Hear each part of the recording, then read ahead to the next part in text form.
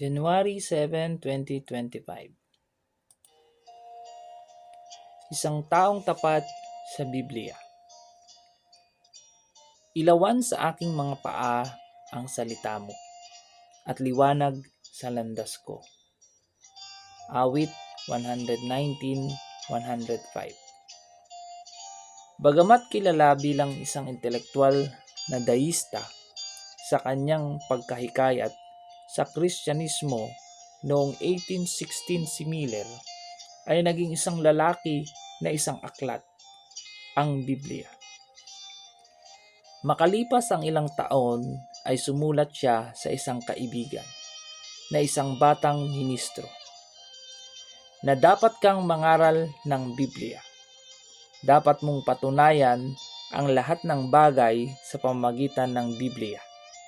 Dapat kang magsalita ng Biblia. Kailangan mong ipangaral ang Biblia.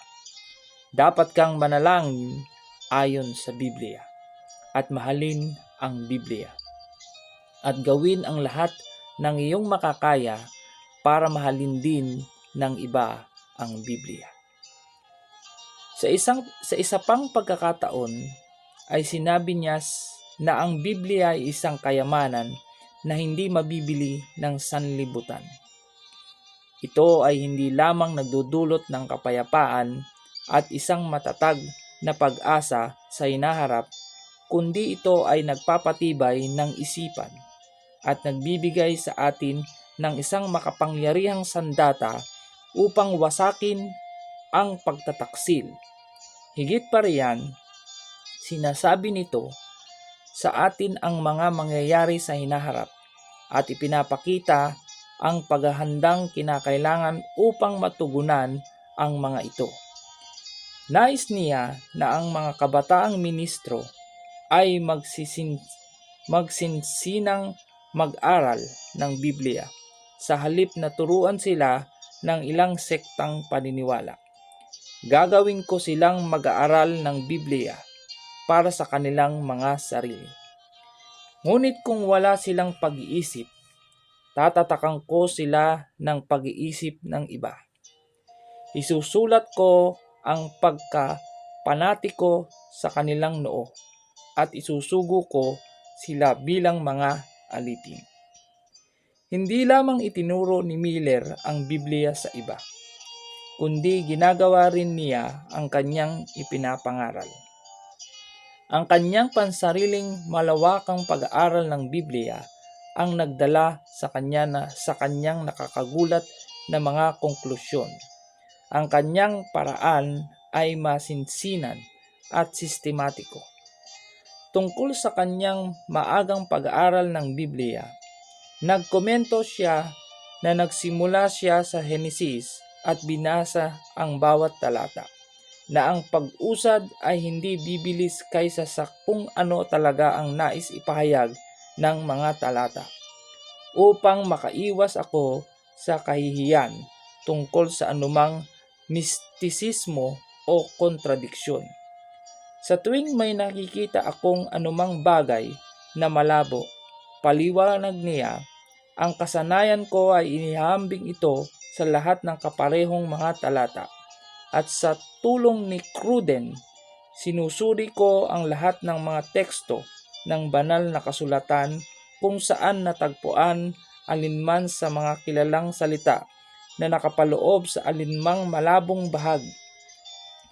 Pagkatapos, sa pamamagitan ng pagbibigay daan sa bawat salita na magkaroon ng wastong kaugnayan sa paksa ng teksto, kung aking pagmalas dito ay kaayon ng bawat kaugnay na talata sa Biblia. Hindi na ito naging isang pahirap. Ang pag-aaral ni Miller ng Biblia ay hindi lamang masinsinan, kundi malawakan din. Ang kanyang unang pagkakataon na dumaan dito ay tumagal ng humigit kumulang sa 2 taon sa tila lubusang pag-aaral. Sa puntong iyon, siya ay ganap na nasiyahan na ang Biblia ang sariling tagapagpaliwanag nito, na ang Biblia ay isang sistema ng mga inihayag na katotohanan, napakasimpleng ibinigay, na ang manlalakbay na tao, bagamat isang hangal, ay hindi kailangan magkamali doon. Maaari tayong magpasalamat sa Diyos na ginagabayan pa rin niya tayo sa pamamagitan ng kanyang mga salita. Okay, amen. Maraming salamat sa Diyos sa napakagandang devotional ngayong umaga. At tayo ay dadako ngayon sa ating pong reflection. Ano po? So, dito po mga kapatid, nabasa natin at napakinggan natin sa title pa lang po, isang taong tapat sa Biblia. So, tunay na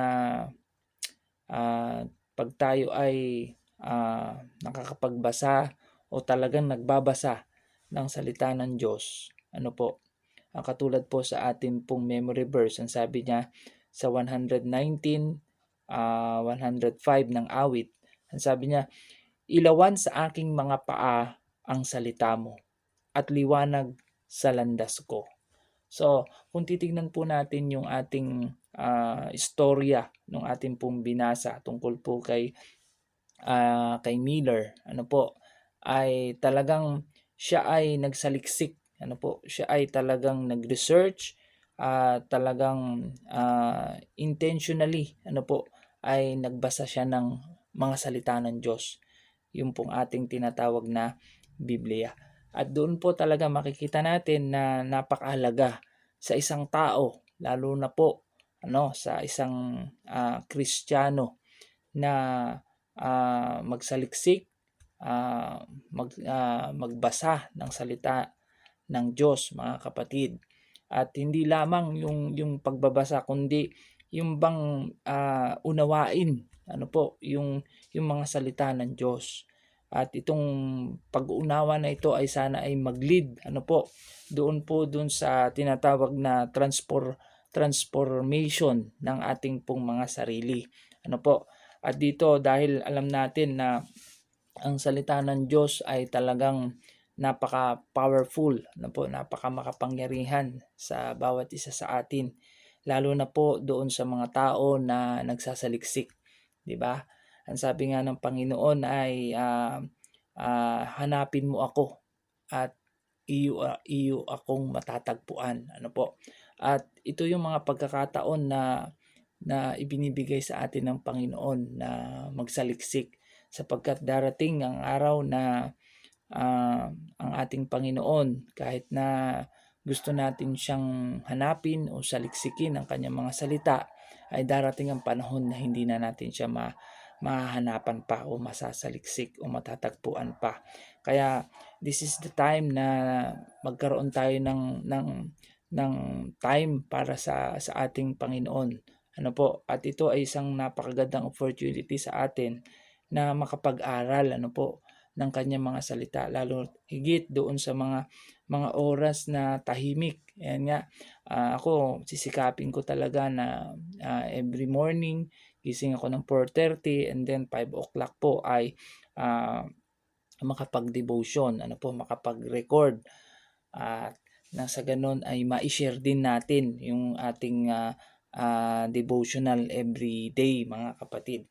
So dito rin po, mga kapatid, napakahalaga sa atin personally na mag-aral, sapagkat katulad ni Miller, hindi lang siya nagsaliksik, hindi lang siya nakinig, kundi talagang yung lahat ng kanyang natututunan, dito nga sinasabi niya na merong comparison, bawat talata. Talagang tinitignan niyang mabuti, sinasaliksik niya. Nang sa ganon ay hindi siya maligaw. So maganda kasi yung talagang nag-aaral tayo ng sarili, sapagkat tayo mismo nadidiscover natin at nakikita natin at nalalaman natin at nauunawaan natin kung ano ba yung sinasabi talaga nung salita ng Diyos. Hindi lamang although maganda yung makinig sa ating mga elder, sa ating mga pastor, pero maganda pa rin talaga yung meron kang personal devotion, personal study sa salita ng Diyos, 'di ba?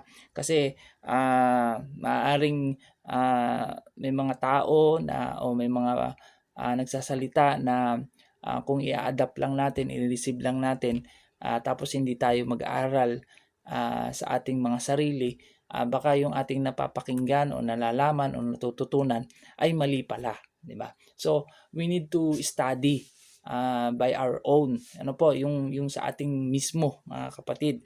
Nang sa ganon, ay tayo mismo ay matuto at maunawaan natin yung nais ng Diyos, ano po, sa ating mga buhay. Kasi ang pagbabasa ng salita ng Diyos, maaaring yung revelasyon sa akin at yung revelation sa inyo ay iba, di ba?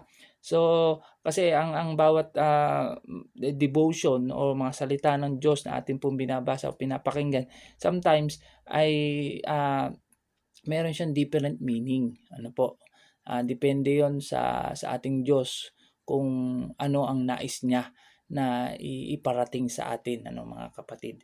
So, bilang conclusion mga kapatid, katulad ni Miller na tinagurian o binigyan siya ng title na taong Biblia, ayun, 'di ba? Siya ay kasi siya nga yung lalaki na mahilig magsaliksik ng salita ng Diyos, ano mga kapatid. Sana tayo rin mga kapatid, na meron nga yung mga tao na sinasabihan na ano yan, anong tawag diyan? Yung sinasabi sa atin na encyclopedia book yan, yang tao na yan. Kahit ano itanong mo diyan, alam niya, 'di ba? Siguro sa atin hindi naman kayabangan 'yon, pero maganda talaga na natututo tayo, nalalaman natin yung salita ng Diyos mga kapatid. Ano po, dahil ito naman ay hindi para sa akin kundi para sa ating lahat. Kumbaga sa atin mismo. Ano po, yung pag-aaral na yan ay sa ating pong benepisyo mga kapatid.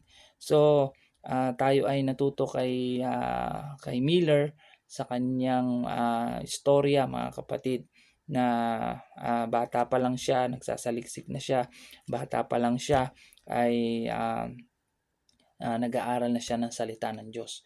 So, napakahalaga talaga na mag-aral ng salita ng Diyos, lalo na sa loob ng pamilya, yung ating mga anak, 'di ba? Kasi kung ito yung nakalakihan natin mga kapatid, ito yung naituro natin sa ating mga anak, sabi nga we need to train up our child habang bata pa sila.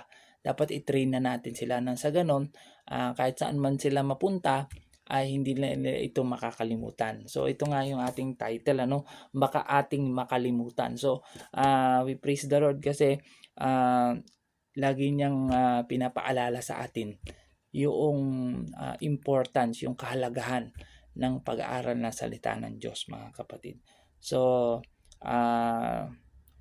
ito lang nga yung aking mai-share mga kapatid. Sana sa kinabukasan ay manalangin tayo na tulungan tayo ng Panginoon na gumising sa umaga at tayo ay makapag-aral o makapakinig ng kanyang mga salita sa pamagitan po ng pag-aaral po ng ating mga devotional. So maraming salamat po at magandang araw at mapagpalang araw po sa ating lahat. God bless po.